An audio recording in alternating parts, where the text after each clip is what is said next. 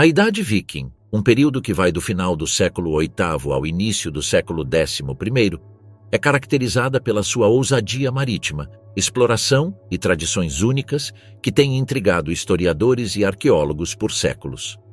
Além das imagens de guerreiros e navios navegando pelos oceanos, os vikings deixaram um legado cultural que se estende muito além dos seus ataques. Seus rituais, práticas sociais e modos de vida oferecem uma visão profunda de uma sociedade que prosperou em meio à adversidade e constante mudança. Tatuagens ritualísticas. As marcas permanentes dos vikings. A imagem dos vikings tatuados é uma representação poderosa e duradoura de sua conexão com suas crenças, conquistas e status social. Embora não exista uma evidência arqueológica direta das tatuagens vikingas, devido à degradação dos materiais orgânicos, relatos históricos, como o do viajante árabe Ahmad ibn Fadlan, oferecem uma janela fascinante para essa prática. Durante sua viagem ao longo do rio Volga no século X, Ibn Fadlan descreveu os Rus, um grupo de vikings escandinavos, como indivíduos tatuados dos dedos ao pescoço com desenhos evocando árvores, cobras e padrões complexos. Na Idade Viking, a tatuagem era um processo minucioso e doloroso, que refletia não apenas a resistência física do portador, mas também sua devoção a um ritual que marcava sua identidade pessoal e espiritual. As ferramentas provavelmente incluíam agulhas de osso, espinhos ou metais afiados, enquanto as tintas eram derivadas de recursos naturais como fuligem, cinzas, corantes vegetais e minerais em pó. Essas tintas eram absorvidas pela pele por meio de um processo repetitivo que perfurava profundamente, deixando marcas permanentes que simbolizavam mais do que ornamentação. Eram um registro da vida, fé e linhagem do indivíduo. Os desenhos das tatuagens vikingas iam muito além da estética. Eles representavam aspectos essenciais de sua visão de mundo, como árvores, um símbolo-chave na mitologia nórdica que aludia a Yggdrasil, a árvore do mundo que conectava os 9 mundos. Cobras, frequentemente associadas a Jormungandr, a serpente do mundo, poderiam significar poder, perigo ou até mesmo o ciclo eterno da vida e da morte. Padrões geométricos comuns na arte viking refletiam a harmonia e a ordem que os nórdicos viam em seu ambiente, enquanto runas e símbolos mágicos gravados na pele poderiam invocar proteção divina, força em batalha ou sucesso em viagens. Para os guerreiros, as tatuagens não eram apenas uma exibição de força, mas também um lembrete de suas conquistas e feitos. Para outros, essas marcas poderiam funcionar como amuletos permanentes, destinados a proteger o portador neste mundo e garantir seu lugar em Valhalla ou no além-vida. Embora as tatuagens na cultura viking sejam principalmente apoiadas por fontes escritas e reconstruções culturais, seu legado persiste nas práticas modernas. Relatos como o de Ibn Fadlan, combinados com representações na arte viking, esculturas em pedras e têxteis, sugerem que a tradição de adornar a pele com símbolos era mais do que uma expressão artística. Era uma ligação tangível com os mitos e crenças que definiam os vikings. Hoje, tatuagens inspiradas pela iconografia viking têm experimentado um ressurgimento, com desenhos que evocam as mesmas ideias de força, espiritualidade e conexão com a natureza que os nórdicos podem ter valorizado há mais de 1000 anos. Embora os detalhes do processo original possam ter se perdido com o tempo, o conceito de marcar a pele como um ato significativo e pessoal conecta diretamente as gerações modernas com o legado espiritual dos vikings. Canibalismo ritual, o lado sombrio da tradição viking. O canibalismo, embora uma das práticas mais perturbadoras, ocasionalmente foi associado a culturas antigas, e os vikings não são exceção. No entanto, sua presença na sociedade viking não era generalizada. Era um fenômeno isolado que ocorria em circunstâncias excepcionais, principalmente no contexto de guerra ou rituais ligados à sua concepção de força, honra e sobrevivência. A ideia de que os vikings possam ter recorrido ao canibalismo tem sido por muito tempo um tema de controvérsia entre os estudiosos e uma fonte constante de fascinação. Embora as evidências desse comportamento sejam limitadas e difíceis de interpretar, tanto relatos históricos quanto descobertas arqueológicas lançam uma luz perturbadora sobre esse aspecto sombrio da cultura viking. As sagas nórdicas, uma mistura complexa de mitologia, história e lenda, oferecem algumas das primeiras referências a práticas canibais entre os vikings. Nessas narrativas, o canibalismo não era visto como um ato de desespero ou violência sem sentido, mas como um ritual imbuído de significado. Guerreiros vikings, conhecidos por sua bravura em batalha, às vezes comiam a carne de seus inimigos caídos como uma forma de absorver sua força e habilidades. Essa crença refletia a visão dos vikings de que, ao consumir a carne de um adversário, poderia-se absorver seu poder e habilidade. Esse tipo de ritual estava ligado a uma ideologia guerreira onde força, coragem e vitória eram aspectos centrais da identidade pessoal e coletiva. Além disso, os vikings eram conhecidos por suas práticas extremas para intimidar seus inimigos. Alguns relatos descrevem como os guerreiros consumiam os restos de suas vítimas, não apenas como um ato simbólico, mas também como uma maneira de enviar uma mensagem de terror aos seus rivais. Esses atos de canibalismo ritualizado serviam como uma manifestação de poder e domínio, onde o inimigo não apenas caía em batalha, mas era completamente despojado de sua humanidade, mesmo após a morte. Evidências arqueológicas que sugerem a existência de canibalismo ritual entre os vikings são escassas, mas intrigantes. Em vários sítios funerários vikings, particularmente nas Ilhas Britânicas, foram encontrados restos humanos com marcas de cortes que parecem corresponder a práticas de despelamento. Esses cortes são consistentes com a forma como os corpos seriam processados para a extração de carne, sugerindo que, em circunstâncias extremas, os vikings podem ter recorrido a comer seus mortos ou até mesmo seus inimigos. No entanto, os estudiosos continuam a debater a interpretação dessas descobertas. Alguns argumentam que as marcas observadas nos ossos podem ser o resultado de rituais de desmembramento pós-morte, uma prática realizada para separar guerreiros caídos de suas armas e roupas, de acordo com certas tradições funerárias, mas sem implicações de canibalismo.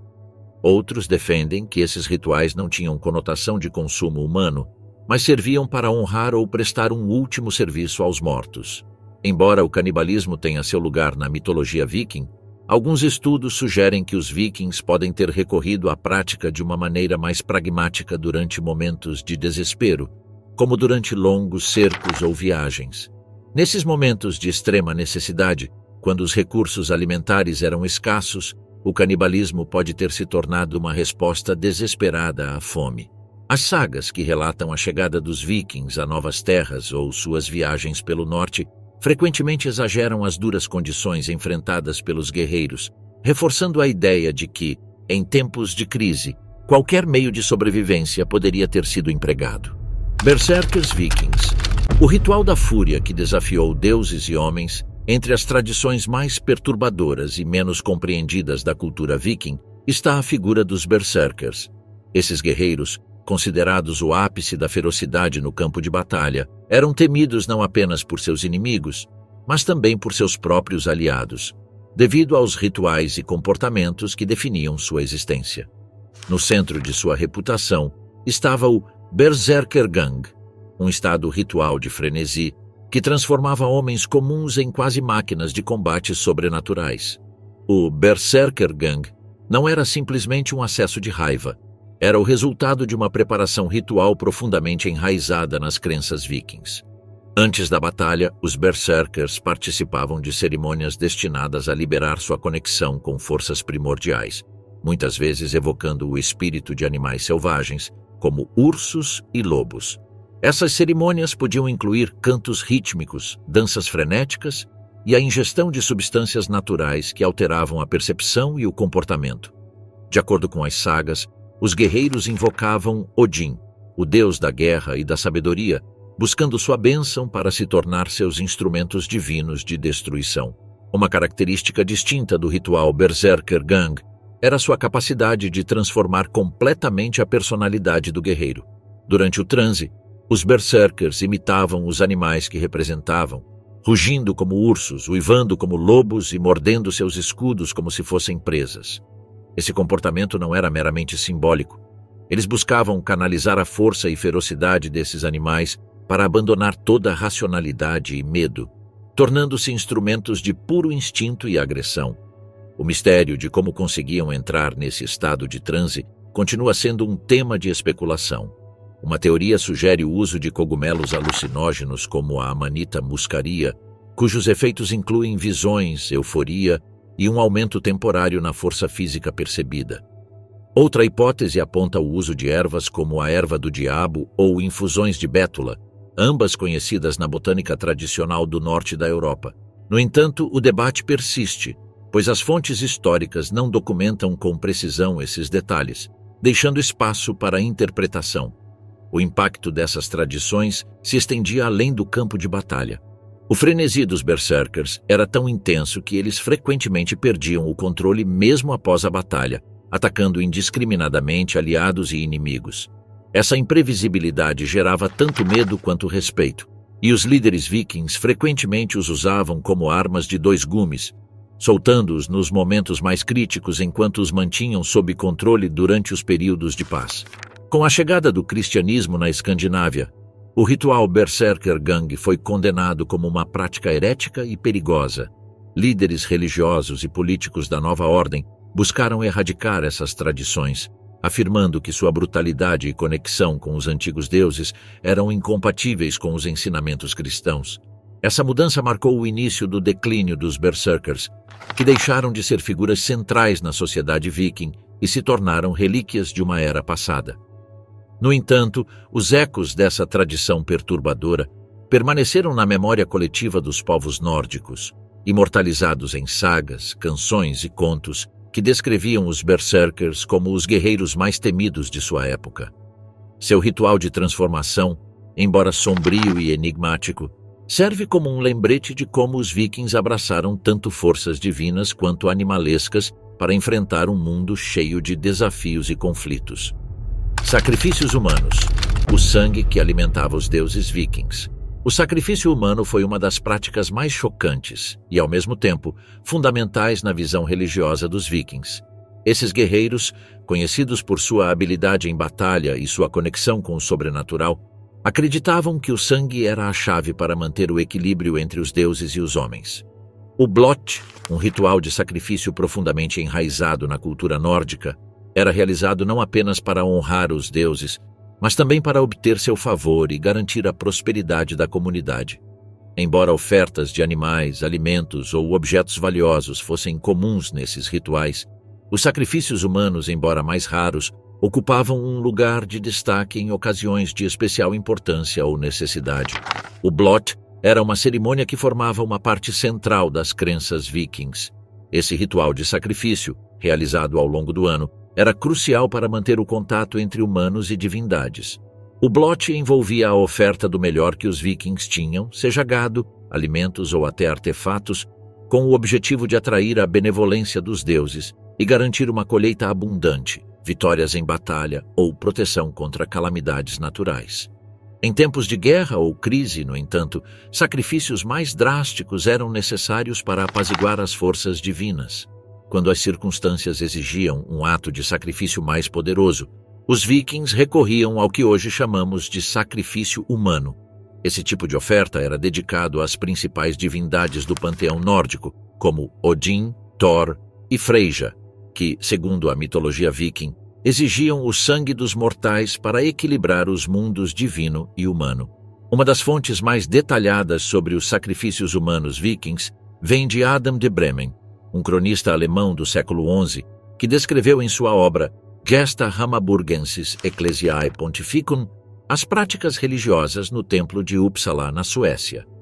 Adam relatou que a cada 9 anos, um grande festival era realizado em honra aos deuses, onde 9 homens de cada espécie, incluindo humanos, eram sacrificados. Esses sacrifícios aconteciam na floresta sagrada de Uppsala, onde os corpos das vítimas eram pendurados nas árvores como ofertas. Esses homens, escolhidos cerimonialmente, eram oferecidos aos deuses para garantir a paz e o bem-estar da comunidade. O sacrifício humano, nesse contexto, não era apenas um ato de devoção religiosa, mas também uma maneira de garantir proteção contra forças malignas, guerras ou desastres naturais. Adam de Bremen, que descreveu esses eventos com um tom de espanto e horror, enfatizou a importância do ritual na cultura viking. Segundo seu relato, o sacrifício humano era visto como um ato essencial para garantir que os deuses mantivessem seu favor sobre os homens. Os vikings não viam o sangue apenas como um fluido biológico, mas como um meio que conectava os mundos mortal e divino. Em seu sistema de crenças, o sacrifício de vidas humanas, animais e outros objetos preciosos era uma forma de enviar energia para os deuses, numa troca simbólica que mantinha o equilíbrio cósmico. Ao derramar sangue, os vikings acreditavam estar oferecendo uma parte de si mesmos às divindades, garantindo que a vida continuasse no mundo dos homens e que as forças divinas favorecessem suas vidas. Isso se refletia nas cerimônias, onde as vítimas, muitas vezes escolhidas por sua honra ou status, se tornavam mensageiros entre os deuses e os humanos. Através da morte ritual, o objetivo não era apenas apaziguar a vontade divina, mas também enviar uma mensagem para as comunidades vizinhas, que a força dos deuses estava ativa e que a proteção divina era algo que só poderia ser mantido através do sangue e da devoção. Embora as evidências diretas de sacrifícios humanos vikings sejam limitadas, há várias descobertas arqueológicas que indicam a prática. Em alguns sítios funerários, particularmente nas Ilhas Britânicas e nas terras escandinavas, foram encontrados restos humanos com claros sinais de rituais violentos, como ferimentos de faca ou marcas de decapitação. Em muitos casos, os corpos não mostravam sinais de terem sido tratados como meros cadáveres, mas sim evidências de terem sido sacrificados com um propósito específico: oferecê-los aos deuses. Esses restos, embora nem sempre diretamente relacionados ao sacrifício humano, fornecem uma visão sobre a importância dos rituais religiosos na vida viking. Com a expansão do cristianismo pela Escandinávia, a prática do sacrifício humano começou a declinar. A nova fé, que rejeitava fortemente os rituais pagãos, levou à dissolução de templos e práticas religiosas tradicionais. O cristianismo se enraizou nas terras vikings, transformando não apenas as crenças espirituais, mas também as formas de honrar as divindades. No entanto, os sacrifícios humanos vikings continuam a ser uma faceta fascinante e misteriosa de sua cultura. Um lembrete da profunda conexão que os vikings tinham com o divino e com a natureza cíclica da vida e da morte.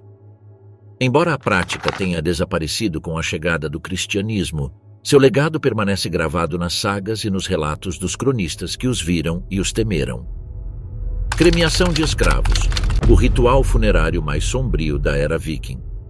Na rígida hierarquia social da era viking, os escravos ou thralls ocupavam o nível mais baixo, mas seu papel não se limitava apenas às tarefas cotidianas. Na morte, alguns desses thralls também se tornavam elementos-chave nos rituais funerários, sendo sacrificados para acompanhar seus mestres na jornada para o além. Uma das descrições mais notórias dessas práticas vem de Ahmad ibn Fadlan, um viajante árabe do século X que documentou um funeral viking na região do rio Volga.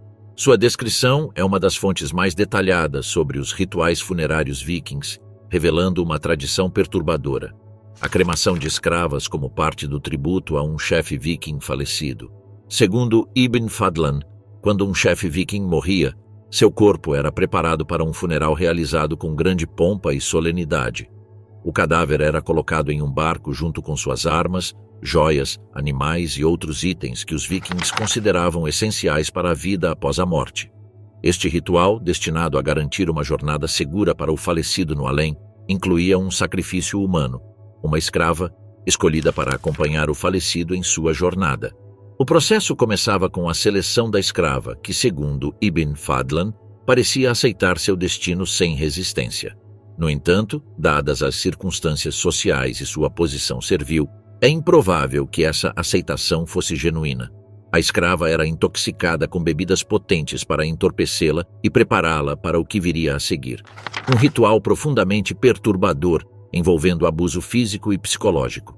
Na descrição mais chocante de Ibn Fadlan, a escrava era levada para uma tenda onde, de acordo com o viajante, os homens do chefe falecido abusavam dela como parte do ritual. Este ato, embora difícil de interpretar completamente, parecia estar ligado à ideia de consagrar a escrava como parte do séquito do falecido no além. O clímax do ritual era o sacrifício da escrava. Uma mulher, identificada como parente próxima do chefe, estrangulava e depois apunhalava a escrava antes de colocar seu corpo ao lado do chefe na pira funerária. Uma vez completado o sacrifício, o barco, carregado com os restos do chefe e de sua escrava, era incendiado, enviando suas cinzas para o céu como uma oferta aos deuses. O sacrifício humano nos funerais vikings refletia uma crença profunda no valor do sangue e da vida como uma moeda trocada com os deuses. Para os vikings, a morte de uma escrava não apenas honrava o chefe falecido, mas também garantia sua transição para o Valhalla, o reino de Odin, ou outros destinos espirituais dependendo de seu papel em vida. A escrava se tornava uma serva eterna no além, reforçando a estrutura social além da morte. Além disso, esse tipo de ritual sublinhava a crença viking na necessidade de companhia para enfrentar a vida após a morte. A escrava não era apenas um sacrifício, ela era uma parte essencial dos preparativos para a jornada do falecido, proporcionando companhia e assistência no mundo espiritual. A Águia de Sangue, a execução mais temida da era viking. Entre as tradições mais controversas e aterradoras da cultura viking, a Águia de Sangue se destaca como um símbolo de brutalidade ritualística. Este método de execução, reservado para os inimigos mais odiados, combina violência extrema com um simbolismo profundamente enraizado na visão de mundo viking. Embora sua existência continue sendo um tema de debate entre os historiadores, as sagas nórdicas descrevem o ritual com tanto detalhe vívido que ele deixou uma marca indelével na nossa percepção dos vikings. De acordo com as sagas, o ritual da Águia de Sangue começava com a vítima imobilizada de bruços. Usando ferramentas afiadas, o executor cortava a pele nas costas, expondo as costelas. Estas eram então separadas uma a uma da coluna vertebral. E no final do procedimento, os pulmões da vítima eram extraídos e espalhados para criar a aparência de asas ensanguentadas. Este ato, segundo os relatos, era realizado enquanto a vítima ainda estava viva, prolongando seu sofrimento para intensificar o impacto psicológico tanto sobre a vítima quanto sobre os espectadores. A Águia de Sangue não era simplesmente uma execução, era uma declaração de vingança e poder. A vítima, muitas vezes um inimigo político ou pessoal, era escolhida não apenas pela sua derrota, mas para enviar uma mensagem aos vivos, que a deslealdade, a traição ou a inimizade aberta com os perpetradores teriam consequências devastadoras. A Águia de Sangue aparece em várias sagas nórdicas, incluindo a saga de Ragnar Lodbrok e a saga dos Orkneyinga. Um dos relatos mais famosos descreve como Ivar, o desossado filho de Ragnar Lodbrok, utilizou esse método para vingar a morte de seu pai. Na história, Ivar executa o rei Aela da Nortúmbria, o homem responsável por lançar Ragnar em um poço de cobras. Segundo a saga, Aela foi submetido à Águia de Sangue como uma punição exemplar, projetada não apenas para vingar a memória de Ragnar, mas também para reafirmar a superioridade dos lendários filhos de Ragnar. A Águia de Sangue não era um ato de violência arbitrária, mas um ritual profundamente enraizado nas crenças espirituais e culturais dos vikings. Na mitologia nórdica, os pássaros, especialmente corvos e águias, estão associados a Odin, o deus da guerra, sabedoria e morte. Essas criaturas eram consideradas mensageiras do além e estavam ligadas aos campos de batalha, onde se alimentavam dos mortos. Ao realizar a Águia de Sangue, os vikings não estavam apenas punindo seu inimigo, mas também oferecendo um espetáculo que invocava o poder de Odin e seu controle sobre a vida e a morte. O ritual também tinha um propósito prático: inspirar medo nos inimigos e reforçar a reputação dos perpetradores. Em uma sociedade onde a força, honra e vingança eram valores centrais, a Águia de Sangue era tanto um ato espiritual quanto uma ferramenta de controle político e social. A historicidade da Águia de Sangue tem sido intensamente debatida entre os estudiosos. Alguns argumentam que as descrições nas sagas são exageros literários, projetados para dramatizar as histórias de heróis e vilões vikings. Outros apontam que não há evidência arqueológica conclusiva para apoiar a prática e que as menções nas sagas podem ser interpretações simbólicas em vez de relatos literais. No entanto, Alguns especialistas sugerem que o ritual pode ter sido real, embora raro, e que sua ausência no registro arqueológico se deve à natureza efêmera dos restos humanos sujeitos a tais práticas extremas. O fato de a águia de sangue ser mencionada em várias sagas, muitas vezes em contextos diferentes, reforça a possibilidade de que essa execução fosse pelo menos uma tradição conhecida, mesmo que não fosse uma prática amplamente difundida. A águia de sangue continua a ser um dos aspectos mais fascinantes e aterrorizantes da tradição viking. Embora sua realidade histórica ainda seja incerta, seu impacto cultural é inegável. Ela representa um lado sombrio e ritualizado da violência viking, fundindo brutalidade com um profundo simbolismo religioso e social. Além de seu horror, o ritual oferece um vislumbre de como os vikings entendiam a morte, a vingança e sua conexão com os deuses. A águia de sangue não é apenas uma história de tortura. É um reflexo de uma cultura que reverenciava tanto a vida quanto a morte, vendo ambos como reinos onde as batalhas mais importantes eram travadas não apenas em terra, mas também nos domínios dos deuses. Mortalidade infantil e criação rigorosa. O preço da sobrevivência na era viking. A infância na era viking foi uma fase repleta de desafios, marcada por taxas alarmantemente altas de mortalidade infantil e um estilo de criação que priorizava a sobrevivência em um ambiente implacável. A combinação de doenças, desnutrição e rígidas expectativas sociais criou uma realidade dura para as crianças vikings, que precisavam se adaptar rapidamente a um mundo onde a resiliência física e mental eram essenciais para prosperar.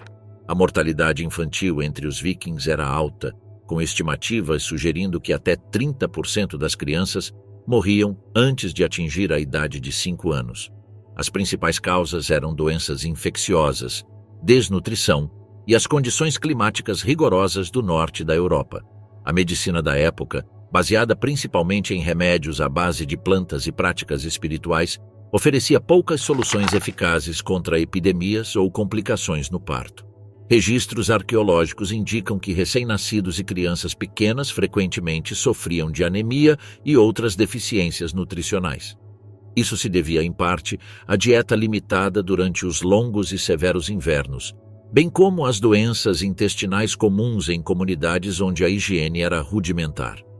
Na sociedade viking, sobreviver não era o suficiente. Ser forte era essencial. Essa mentalidade moldava a criação das crianças desde seus primeiros anos. A infância não era vista como um período de proteção prolongada e cuidados, mas como uma fase de preparação para as exigências da vida adulta. Os pais incutiam valores como coragem, disciplina e lealdade por meio de métodos rigorosos que hoje poderiam ser considerados duros ou até cruéis. Os meninos, em particular, eram treinados desde cedo em habilidades marciais e sobrevivência. Eles aprendiam a manusear armas como espadas, machados e arcos antes mesmo de atingir a adolescência. Esse treinamento não era opcional, pois se esperava que defendessem suas casas e participassem de expedições ou guerras desde cedo. As meninas, embora não treinadas como guerreiras, enfrentavam um treinamento igualmente exigente, aprendendo tarefas como gestão doméstica, agricultura e, em alguns casos, medicina, enquanto recebiam a força mental necessária para suportar as durezas da vida viking. Uma das práticas mais chocantes da criação das crianças vikings era a exposição de recém-nascidos indesejados. Embora essa prática não fosse exclusiva dos vikings, ela desempenhava um papel significativo em sua cultura. Se um bebê nascesse com deformidades, doenças graves ou simplesmente em um momento em que a família não pudesse sustentar mais um membro, os pais podiam abandonar o bebê ao ar livre, onde ele pereceria devido ao clima ou seria levado por animais selvagens. Esse ato, embora brutal, era visto como uma forma necessária de seleção natural para garantir a força da comunidade. No entanto, as crianças que sobrevivessem aos primeiros anos e demonstrassem força física eram valorizadas e se tornavam membros integrais da família e da comunidade. Cerimônias de nomeação, como o Alza Vatni ou borrifo com água, marcavam sua aceitação formal na sociedade. Esse ritual simbolizava não apenas sua recepção no clã, mas também o compromisso dos pais com sua sobrevivência e criação. As tradições vikings, frequentemente glorificadas por sua coragem e habilidades marítimas, ocultam aspectos muito mais sombrios que raramente são discutidos nas narrativas populares. Esses rituais perturbadores refletem uma sociedade complexa, onde sobrevivência e honra estavam entrelaçadas com práticas extremas que hoje consideraríamos inaceitáveis. O sacrifício humano, seja por meio de rituais religiosos como o Blot ou em contextos de guerra, destaca a profunda conexão entre os vikings e suas crenças espirituais. Esses atos não eram apenas ofertas aos deuses, mas também meios para garantir a prosperidade e proteção da comunidade. A brutalidade de tais práticas sublinha uma cultura que valorizava força e lealdade acima da vida individual, refletindo uma mentalidade onde o bem coletivo prevalecia sobre o bem-estar pessoal. As tradições vikings menos conhecidas e mais perturbadoras oferecem uma visão mais completa de uma civilização que, embora admirada por suas conquistas, também possuía facetas sombrias que asseguravam sua coesão e sobrevivência. Reconhecer e entender esses aspectos nos permite apreciar a complexidade dos vikings, lembrando-nos de que toda cultura, por mais fascinante que seja, tem suas sombras que merecem ser exploradas e compreendidas.